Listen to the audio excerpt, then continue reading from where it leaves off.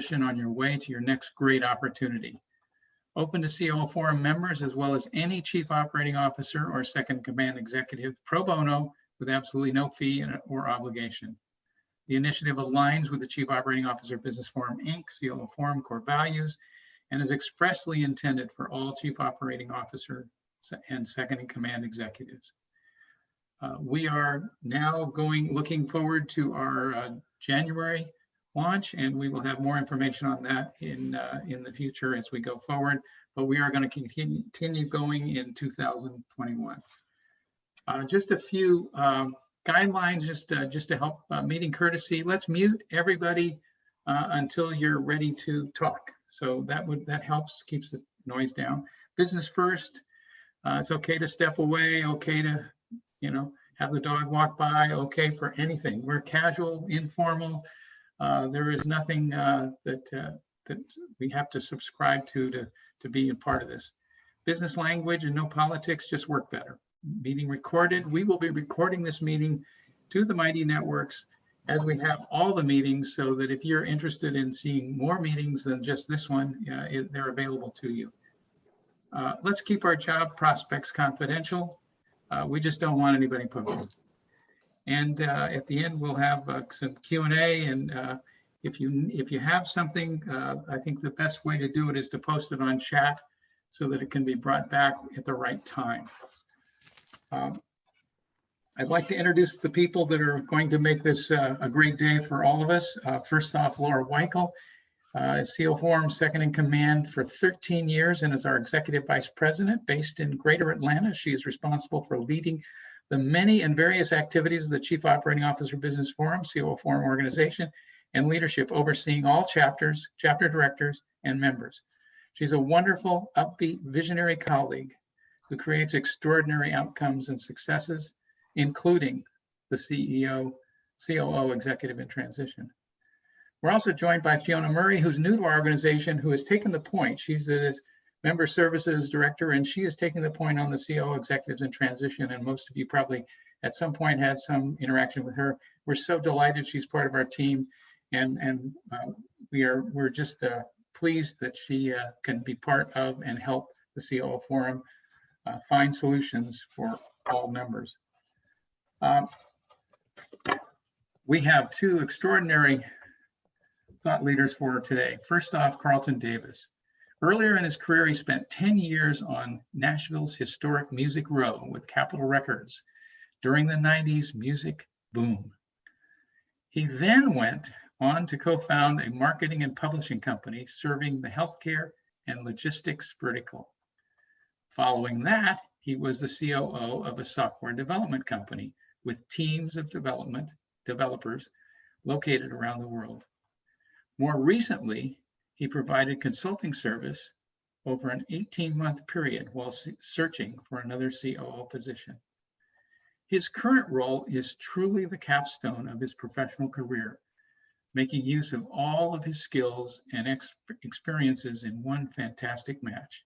He is now the COO of A&C Business Enterprise, located just outside of Nashville. A&C is a high-growth reverse logistics company with nearly 600 employees, 2 massive warehouses, 31 retail locations in 15 cities. A&C specializes in processing returns and unwanted inventory for retailers across the country, including Amazon, Target, Lowe's, among others. His why to help others wherever and whenever possible, and his honored and excited to share some of his career change tactics with you today. Mark Meyer. As a career management coach, job search strategist, and a network development coach, Mark's primary goal is to assist individuals with making connections with themselves and others to create their desired professional and personal successes. Through Career Connection Partners, launched in 2011, Mark incorporates his ability to open doors with senior executives and senior management of large businesses with his passion to help others pursue their professional passions. Mark retired in 2018 from a 37-year career in accounting and financial management and business development. His role as a CPA included Chief Financial Officer and Controller in private industry and Client Service Manager in a global consulting firm. His voluntary professional experience includes Chairman of the Nashville chapter of Financial Executives Networking Group, FENG, and leadership in the local, regional, and national roles of Financial Executives International, FEI. Currently, Mark is a certified Dale Carnegie trainer, teaching in an adjunct facility role at Middle Tennessee State University near Nashville, Tennessee. He is also the director of the Nashville chapter of the COO Forum. Mark achieved his executive MBA from Vanderbilt University and Vanderbilt University's Owen Graduate School of Management.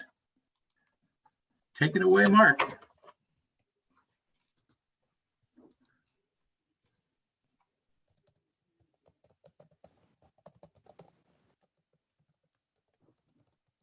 Mark, I have you muted.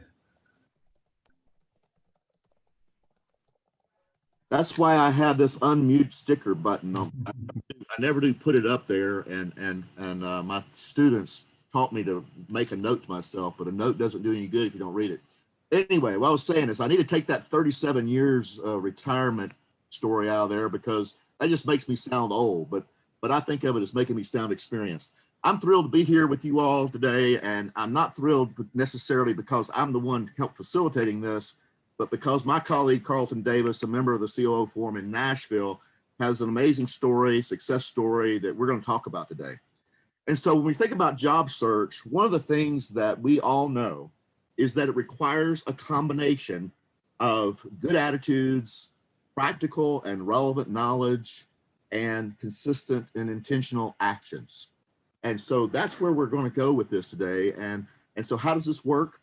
We're going to have a conversation with Carlton about what his perspective was of his recent job search, and he'll share all about that. And so that's the format of what we're going to do today. I encourage you, if you have questions during the time that we're talking, we will have a Q&A time at the end, but go ahead and feel free to put those in the chat and we'll compile those as best possible and make them available near the end of our talk today. So that's the way we're going to start with this. And again, we're excited to be here. So Carlton, why don't you start us off with some information about where you are and what you're doing? I'll do that. Thanks so much for the introductions, guys, and the opportunity to be part of this. I've been enjoying Mark's leadership and thought leadership for a couple of years now as he leads our group in Nashville. And I was actually involved even prior to his arrival there for about 3 years. I've been attending and getting great value out of this organization. So it really is a special treat to get to speak here and share some of these tricks and tactics and encouragement that I hope you guys can take away. The current role that I'm in, I've been here for going on 3 months. And as Bill mentioned, this really is the best position I've ever been in, not because of the magnitude of it, but because I truly get to utilize all of my skill sets. And I have a pretty diverse background. I spent 10 years on Music Road doing artist development and working with radio and singles and imaging for artists. So we did a lot of worked with creatives and photographers. Then that segued into working with printers and publishing when we were in healthcare doing magazines and such.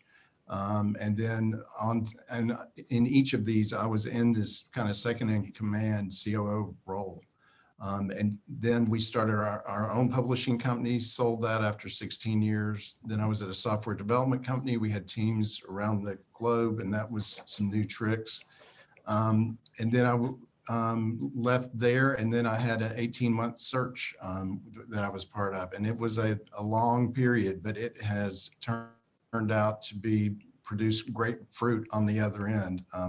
I did really stay focused on the future, and it actually arrived. And all of the encouragement that I heard over that long period from people saying something's great is going to happen. There were many, many days when I had serious doubts about that, but I just want to say that it really does just stick with it. And we may not know where we're going to end up, but it will be someplace good. I feel certain. So the company that I'm with right now, we are buying and selling huge quantities of returns and overstocks from retailers. And we have a variety of avenues that we're selling that product through wholesale, export, and also through retail locations and online as well. So we have a variety of avenues to move this product through. And right now the trick is to just keep it moving, because when you've got so much product coming in, if you get a kink in the hose, it builds up quickly, and that creates a problem.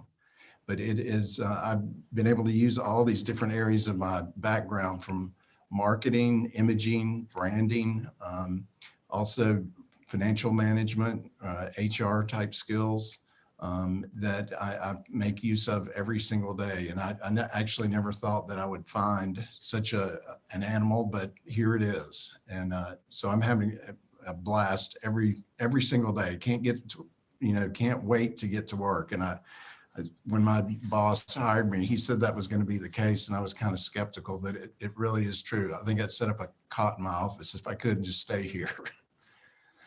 But enough about that, I guess. Mark, Yeah,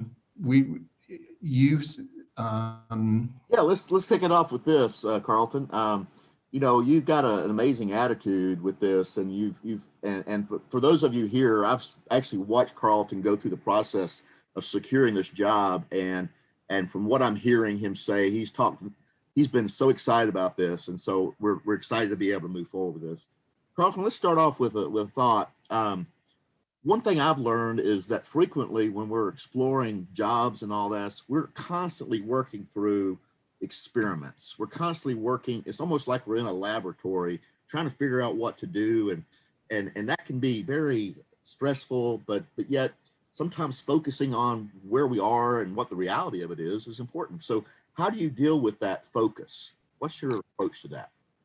One of the groups that I was involved in, which was specifically for folks in transition, one of the folks there he started off every meeting reminding us that this is just a season, that what we were going through was not a permanent state. And I did have to hold tight to that and realize that, the only constant is change. And that this was just another element of that this season would turn into yet another, maybe unknown, the timing of, but that I knew that it would pass, and in fact it did.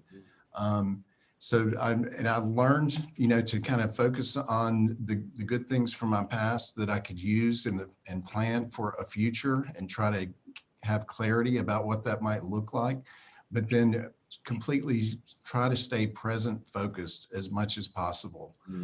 You can only control the part of your day that you're living in right now. We have to focus on the things that we can control, and certainly the timing of the future and what's going to happen next is not in our control, but we can make the best of what we have right now. And try to let the past stay in the past. The war stories, the coulda, shoulda, wouldas, those things that maybe are easy go-tos in conversations with others when we are looking for new roles. I think it paints a picture of someone who is maybe stuck in the past. So trying to let go of as many of those as possible. And don't pre-suffer a bleak imagined future. Let's keep that future positive, and focus on that and what we can do again today to move toward that and make good use of this time. And I think another thing is to go at a reasonable pace so that you won't burn out. Realize that you can't do everything today to change this current season and hurry it along. I think that patience that you're talking about is critical. I actually had someone inquire today about, how do we find a job fast? And sometimes it takes a while to do that. One of the things too in this process is being able to know who we are in this. That self-awareness is really important. And I frequently talk to people about understanding the value that we give to others so that we can better communicate that value to them.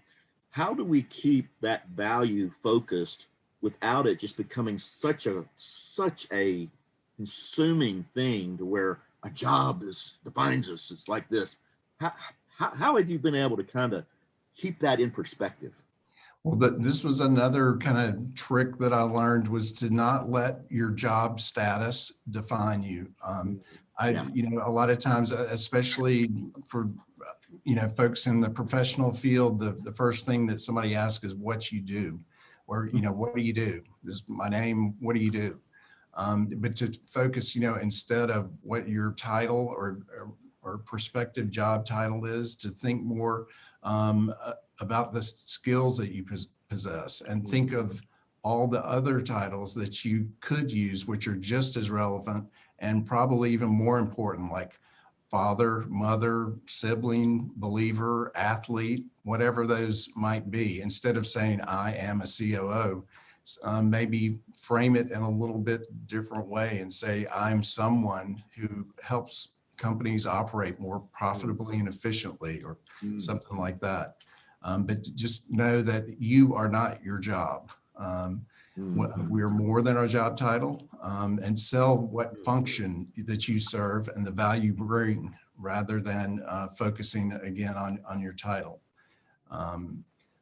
I've found it valuable during my search, to look for that intersection of what I was good at and what I enjoy, because that's truly where you're going to find happiness in a position. And I think that, again, that's kind of what I'm so fortunate to have found in this current role, is something that I really feel like I'm adding value to what we're doing every day.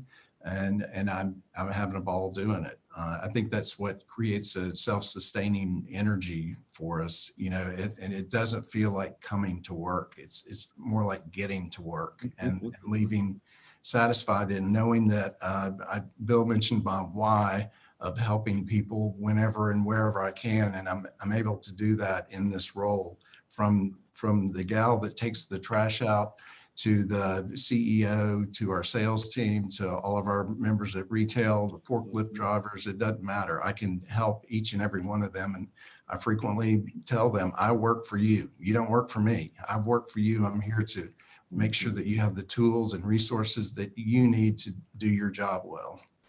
One question that's come up, Carlton, is because of your background, you've had a lot of different kinds of roles. And when you're talking about the fulfillment that you're experiencing now, you've been able to combine all those experiences into this. So how have you been able to utilize your full experience to really convey that value that you have? You have a very diverse background. How has that been able to help you with selling yourself?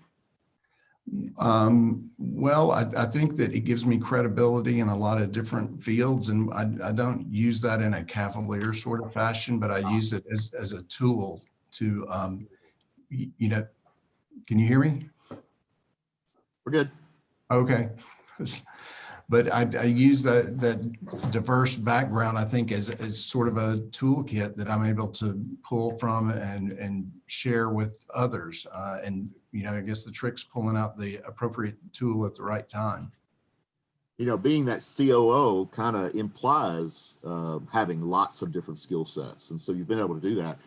One thing, too, that's really interesting about this, and kind of parlays into the next question, is that your self-awareness of what you're really good at has become really important. And you've become aware of not only what you're good at, but what you really like to do. And you've been able to pull all that together. When I think of self-awareness, some of that also is help us decide, what do we really need as a person? What's important to us to stay healthy, stay mentally up, stay professionally up. And so how do you do that? How do you focus not only the value that you give to others, but how do you make sure that we're taking care of ourselves? What's your approach on that? Well, you know, like we were just talking about, that we can't make the job manifest by working on it 23 hours a day. So we have to be able to have some work-life balance. And I do think that, you know, this looking for during a transition is a job. But to be able to take time to realize that we have to recharge our own batteries. One thing is to, you know, physical activity. For me, I'm a cyclist. I have a cycling group. We ride a lot, even this time of year. And it is such a great group to, you know, to be physical. It helps the mind, it helps the body.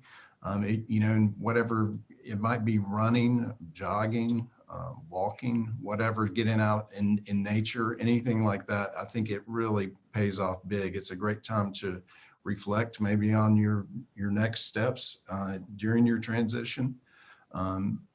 And I can't speak highly enough about that, because I know it's easy, especially with this pandemic going on, to find reasons to maybe stay holed up at home on the computer looking for a job. But you also never know who you're going to run into out there. And I've got a lot of great support in that group. And there's plenty of other groups that you can be part of, maybe getting out and finally meeting your neighbors. Yeah. You know, because you never know what kind of casual conversation at a mailbox might turn it into an opportunity for a lead. I know that was the case with me. You could be at a grocery store in line, you know, walking around the block, filling up your gas. You never know when you're going to possibly run into somebody that might have an idea or spark an idea. And, you know, don't get down on yourself, be hard on yourself about the state that you're in. Give yourself a break to take the time to go, you know, do these physical activities. I also spent quite a bit of time trying to learn to meditate. I got pretty good at it. I'm still working on that. Another great tool that I've utilized as far as kind of self-care is journaling. I came up with a way to journal using my iPhone and the dictation feature, and I dictate a few paragraphs a day and collect them. And I've been doing this for years now. I think I have right at 1,000 pages of journal, and given it's in a digital state, it is so great to be able to, you can search for people's names, ailments. I can look at when my last time my leg was hurting, or the last time I was, you know, at a certain place. And it serves a lot better than my memory does these days. So that is a great one. But also in looking at that journal, to realize that a lot of things that maybe you imagine to be a perfect storm never actually come to pass. I think that's my biggest takeaway from journaling, is that it's a reminder that the negative thoughts I have about what might happen and the troubles around me actually never come to pass. Yeah. Now, how do you keep the discipline to journal? When I think of journaling, I'm fascinated by people who can do that consistently. Well, how do you do that? Make it happen every day or however often? The trick for me is that I can do it on my phone. I can do it while I'm sitting at a stoplight. Well, maybe not a stoplight, but you can dictate anywhere. When I'm on a walk, when I wake up, before I go to bed, whenever I can find a time to put 3 or 4 sentences in there. And if you do that a time or two, you can do it over lunch. And it doesn't take much, but it really starts to build up, and then you start to get a ton of value out of it. And it's not just a log of what I'm doing. If you can get more to how you're feeling, that's where the good stuff is. Yeah. Oh, yeah. One of the things that I found during this break between semesters with my teaching is I've given myself a Christmas present by investing in a personal trainer. And so I'm not a guy that goes and works out. I'm getting in the gymnasium and I see other people working out and I go, how do they do that without someone telling them, you know, do this, now do that? So I hired a personal trainer. It's amazing the attitude and that self-care that I'm doing for myself, how it's just made my days better and all that. So you're talking about that self-care, whether it be physical or spiritual or everything in between. It plays into our psyche in a lot of ways. So it sounds absolutely. You've absolutely embraced that. Speaking of attitude, I'm a big believer that enthusiasm and positivity is the way we are able to keep our spirits up, and with the right attitude, then all of a sudden we approach learning differently. We approach practicing what we're learning differently.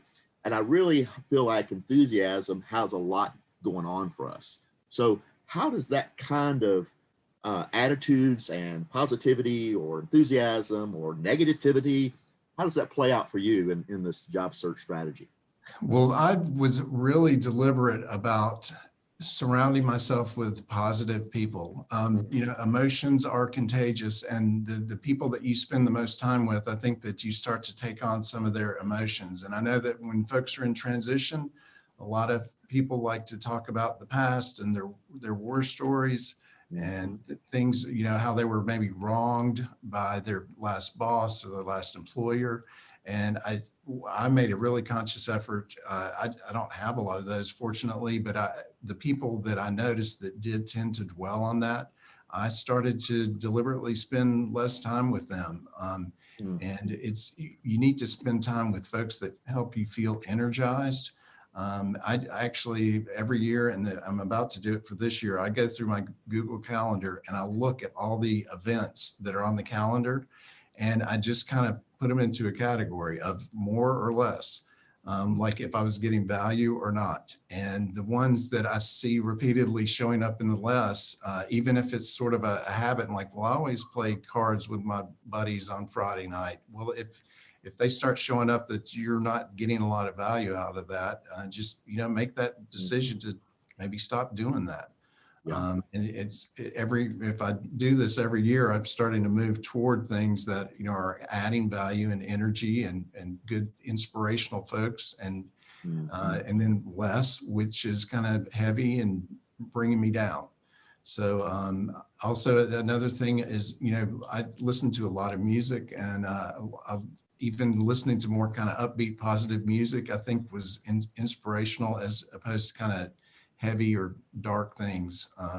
And the biggest one for me lately is not watching the news. I don't think I've watched a minute of network news since the pandemic set in, and I feel so much better.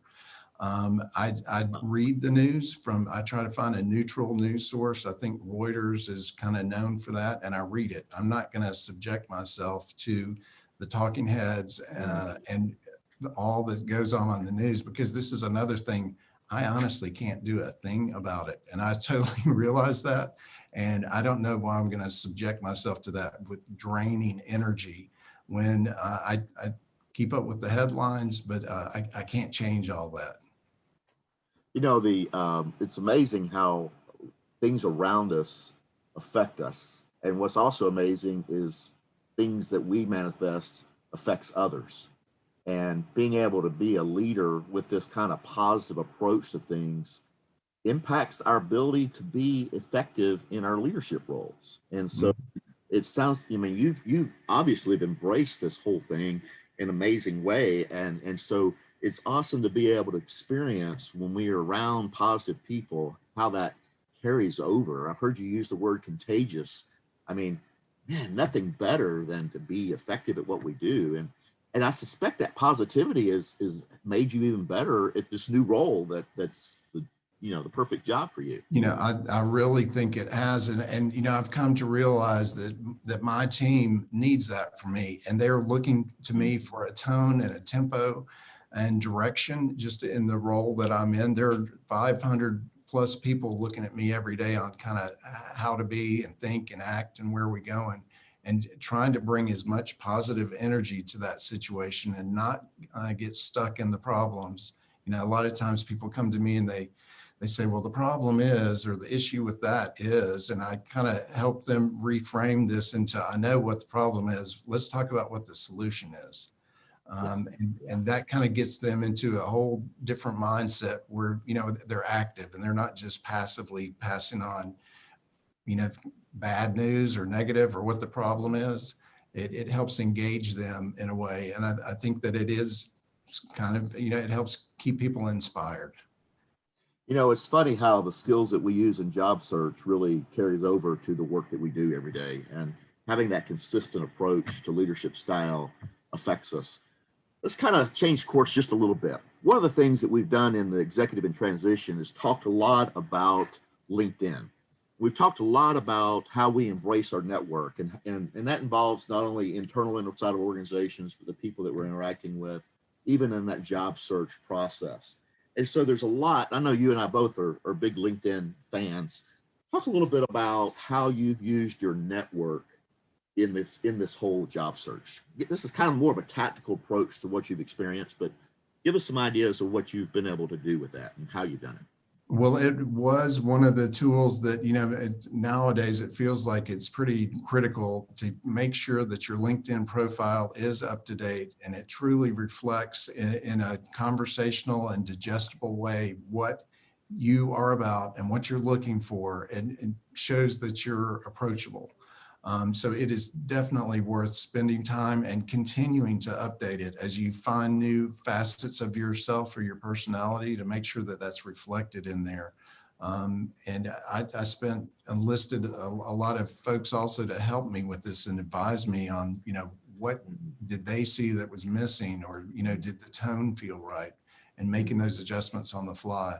Of course, I did spend quite a bit of time just working on adding connections. I think I had less than 500 connections when I started this job search. And then over that 18 months, I built it up to 1,400. And they weren't just anybody that I met. I mean, I tried to be somewhat selective that I had at least had a conversation with them so that they were legitimate connections. And one way that I did that was touching base with contacts from my past, from past jobs, families, groups of all kinds, the cycling group, from church, neighbors, any group that I could think of, I would kind of mine that for other people that I knew that weren't on there. But I think it really does help. It helps inspire you about other areas, maybe to search for options on where you might find an opportunity, and also to be able to enlist their help. Initially, when I found myself in this transition and looking for a new position, I kind of thought that there were going to be 3 avenues I would pursue, which would be recruiters, job postings, and then networking. And I thought I would give equal effort to all 3 of those, but I found out that far and away, the one that was the most productive and actually the most fun and engaging was networking. I really never got anything to speak of from recruiters. The job postings, you could sit there all day and just go blind looking at them. And yeah, every position that's out there, there are so many other people that have already applied. I do think that, getting with your network to see if you can find an inside connection to a post that you see is interesting, but just the networking, now it would be the Zoom coffees or meetings, or if you're able to do in-person type things, that was far and away the most productive thing. It kept me energized, because just locking in on the job posts on my monitor all day was not really being productive for me. I was always looking for new groups and meetings to do Zoom network meetings. I mean, locally you can look, there are so many transitional groups like this that meet with frequency, and I always make an opportunity to connect with as many as I can, on there, and then follow up with them and see what kind of ideas they have and how their search is going. Is there an anecdote of kind of networking related story that helped you secure this current job? This role, I was connected through, it was actually a CEO roundtable called Vistage that is here in Nashville. And I knew the leader of that group, and he said, "You need to meet Adam." So Adam and I met, and we had lunch at a Thai restaurant. And that was early on in my search, and it was very interesting. I didn't really even understand that much about what he did, but we had a connection and stayed in touch, but it was pretty casual and it was pretty sparse. It went on for almost the whole of the 18 months. And I had actually put him on the list of things that I needed to spend less time with. And I was that close. And within a month or so, he gave me a call and said, we're ready. And I said, for what? And he said, to hire you. And I was floored because I was so excited about it. But that came through a referral. You know, I didn't source this on the internet. Honest, this position was not posted anywhere. It came through conversation. And again, it took so long for this to happen. I didn't know if it was going to happen. I actually had another role in the interim where I was starting to buckle down and invest in, but it was never going to be what this was. But I guess staying optimistic and keeping your persistence going was a great feature of the search that proved to be, helpful. You've given a classic example of how networking helps us access that hidden job market. As you mentioned, this job wasn't posted. No. It was through connections, and probably I'm guessing, and not maybe you're not in your case, but in many cases we never know the referrals that we get or the introductions that we have with individuals where it might. And you've given us a prime example of where that was unexpected, but it led to the golden egg in that case. So that's awesome. It truly did, and I would have never guessed it would have taken that long. And again, I was so close to kind of walking away from it when it came true. But I guess that's something about keeping multiple options going. Don't invest too heavily in any one to the exclusion of others. One of the things that keeps coming up in your comments thus far, and what I've seen in other situations, is that job search is probably one of the hardest jobs we'll ever have. And with that, it requires a lot of intentional action on our part. What you described, whether it be, pursuing journaling or meditation or deliberately expanding your network, it required intentional actions on your part. And so it does become a job in itself. So what's your perspective on this job search job? Well, it might sound cliche, but you really do have to treat it as a job. I remember the last time in my career when something like this happened, and I remember telling my wife that she said, well, what's your job going to be? And I said, I already have a job, and that job is finding a job. And I treated it that way. I kept a schedule every single day. I planned my day out. I tried to keep my calendar full. I monitored kind of what parts of the day I was most productive with different things. Maybe scheduling was in one part of the day, maybe actually having conversations in another, having a time to do some research, in yet another, but to kind of figure out when you are most productive at those different things. And I think, if you look at it, you'll see when you're having the best conversations. Is it earlier in the morning, or is it later in the afternoon, maybe even early in the evening? But I set goals and metrics on my activity. I had tried to attend a certain number of, Zoom or group meetings of some form. I had a certain number of LinkedIn connections that I would try to make and follow up with. I had a certain amount of time I was trying to spend researching, and a certain amount of, actual interviews or in-person one-on-ones that I would try to hit. So if you can, put a number on it, track your progress. If it's measurable, it can get done. So that is also, I know it's, it might be easy to kind of say, well, I'm going to work on that tomorrow, I'll put it off. But if you have these metrics on it and you're able to hit those metrics, you'll feel a level of success. And at least when you go to bed at night, you'll know I did everything I could today, whether it was, productive or fruitful in that particular day, maybe not, but at least it made me able to rest at night, knowing that I had done everything that I could. Well, and there's elements of self-care built into that discipline that you've talked about. So kind of back to what you were talking about earlier. One of Right. Leave one of time the in that things, schedule for your exercise too. oh yeah, exactly. I mean, I have an appointment 3 days a week with my trainer, and it's like if I don't Yeah. show up, guess what? I'll pay for it anyway. You know, I'll pay for it. I pay for the session. I'll pay for it not actually showing up. So it does require that. One of the things too that I'm finding, and you got that personality that really is very relational, and you kind of embrace that. One of the things about job search is people do business with people they know and they trust. And so frequently, in whether it be a referral source that got you this job, for example, there had to be an element of trust that had to occur for someone to even refer you. So there's a constant flow of us building relationships. So where did you find building relationships helped you with this process?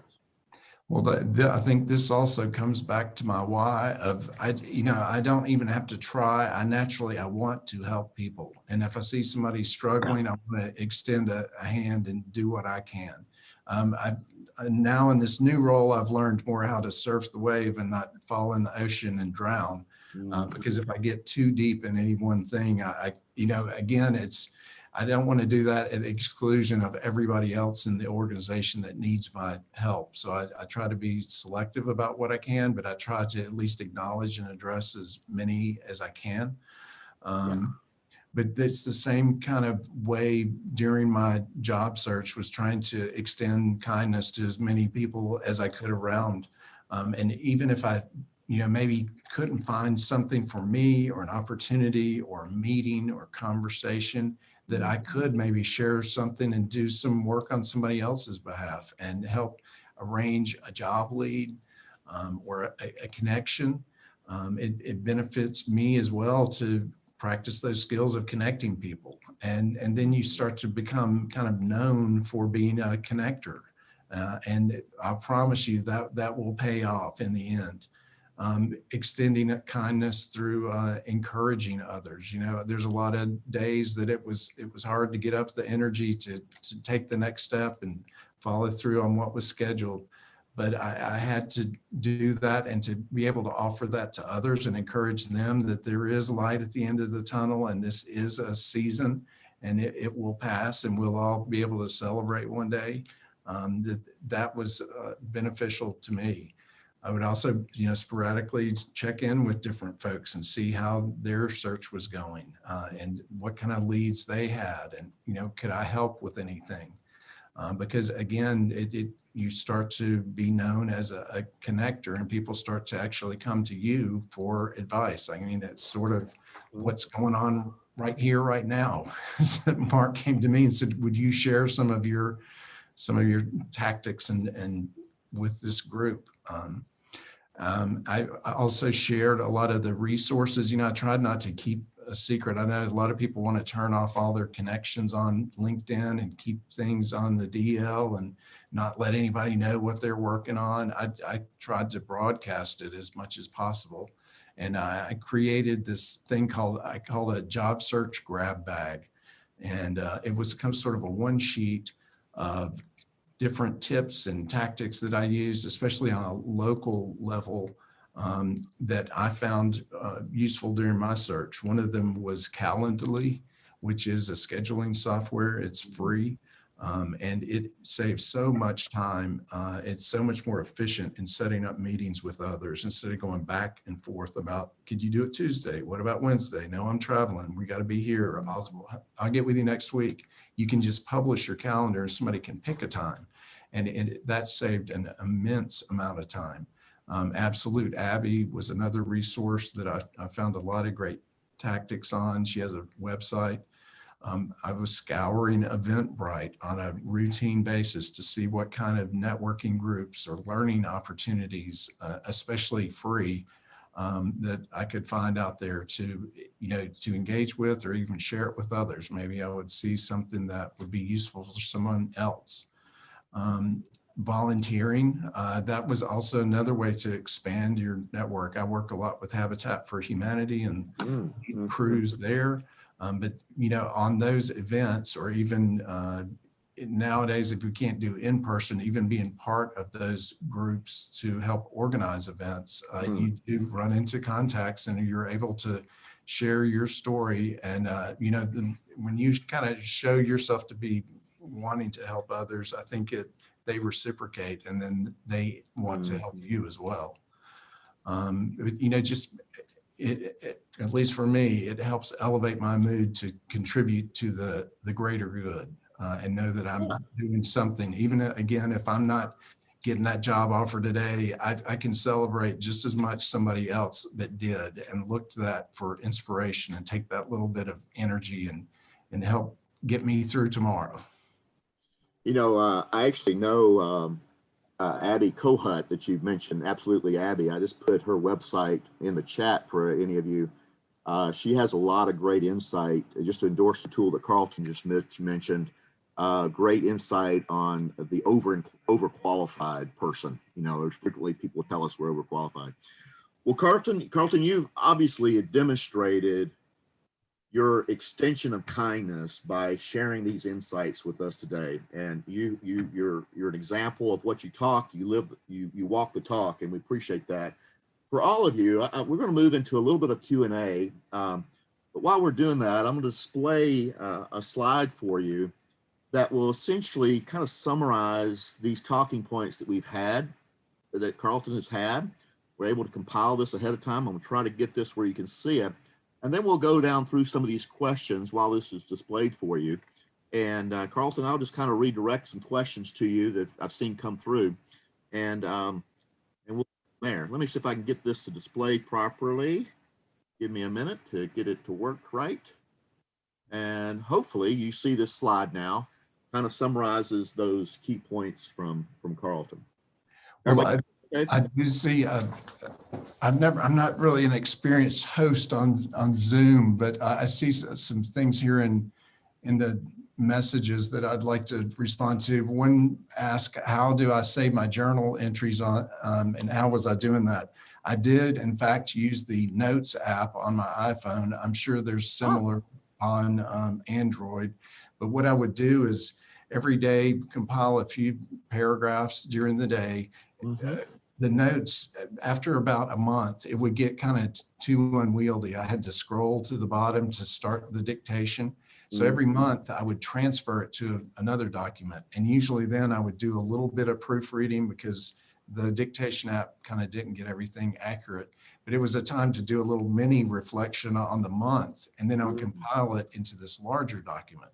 And that's the one that, is searchable, that has been so useful. And I can't recommend that highly enough. And it's so easy because you don't have to have a physical journal. You don't have to, you can generate so much more content, so much more quickly by just dictating it. And I think it, in a way, it might be more honest because it's just, you're not having to, you're not having to think you're writing a book or something. It's a blend of that self-awareness and self-care that you talked about. So exactly. Absolutely. Did you have other questions that were sent to you directly? I didn't have that one in the general chat, but that one's a secret. You got to be in the club. All right. One other question that came was from a person on the call. Well, everybody sees it. It's from Tracy about trying to keep a search confidential when we need to. And his comments were, if all of a sudden I'm reaching out to my network in a way, in a globally recognized company, it doesn't take long for people to know that you're expanding your network and doing some things. What kind of experience have you had with maybe trying to stay below the radar, but yet being very proactive with job search, whether it be LinkedIn or other types of networking? Fortunately, I didn't have that restriction on most of my job search, but because I do think it's inherently going to limit your effectiveness in searching. I don't think it's impossible, but you obviously can't be as public and open and honest with everyone. And I'm not really sure. I don't know if somebody on this call now might have some ideas, because I'm sure there are some tactics. Of course, just you'd have to only confer with folks that you felt comfortable with keeping your secret. But I think, like I said, that's inherently going to be kind of limiting. Does anybody here, maybe stick it in the chat if you have ideas about how to conduct a confidential search. Chris or Roar, can I see if you had experiences like that? I know you've kind of had some experiences around this. Has that been a part of your story, by chance?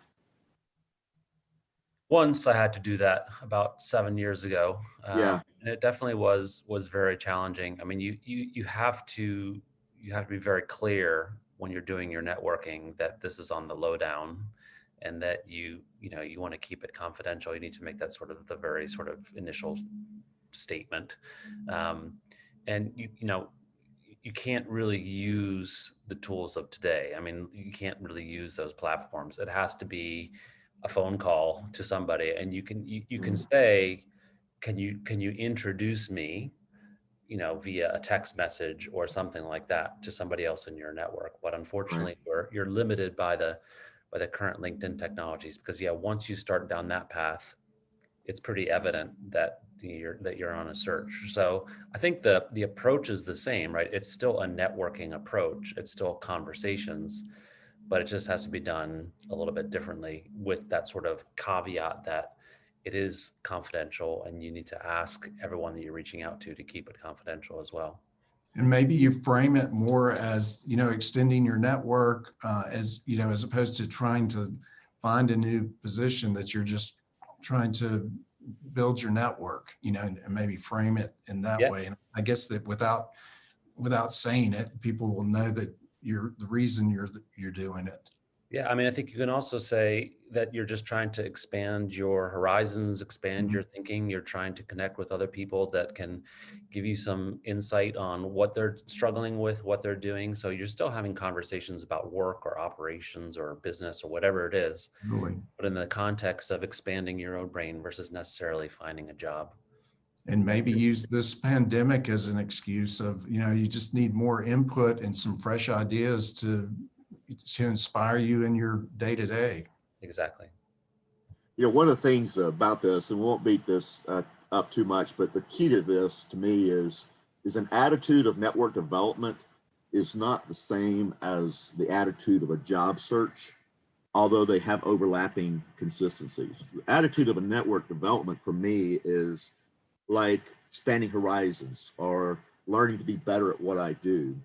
Those conversations that are online you don't need to have that open for work on your picture of your profile on LinkedIn. That's a no-no for sure. And you don't want that, implied as either. And so that development of the relationships is something that we can do.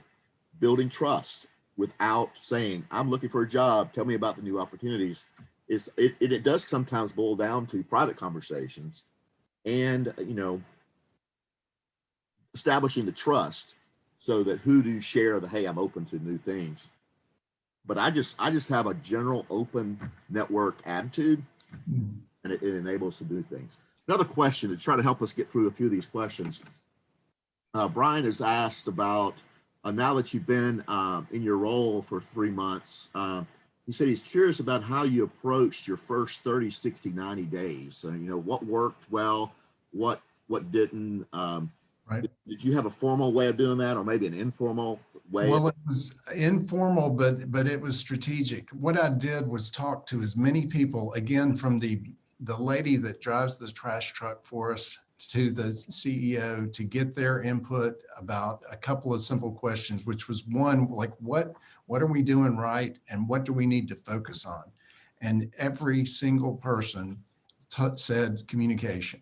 And it became obvious quickly why that was the fact. There was so much misinformation, misplaced effort, frustration with not being able to communicate effectively. And so I took that to heart. My two main initiatives have been communication and teamwork. And I know they sound really simple, but this team was sorely in need of that. And it has been like setting a match to a fire. It has just exploded, because now people feel like they have somebody who's actually listening, and trying to enable and facilitate that. So that has been my focus, and I've been trying to model that to the rest of my team. And I'm seeing a lot of good mirroring going on, and I'm being encouraging, trying to not, I didn't want to come in and impose a solution on this situation. I wanted to collaborate on it because I'm truly a collaborator. And I didn't want to come in like I'm the smart new guy who's going to come fix everything.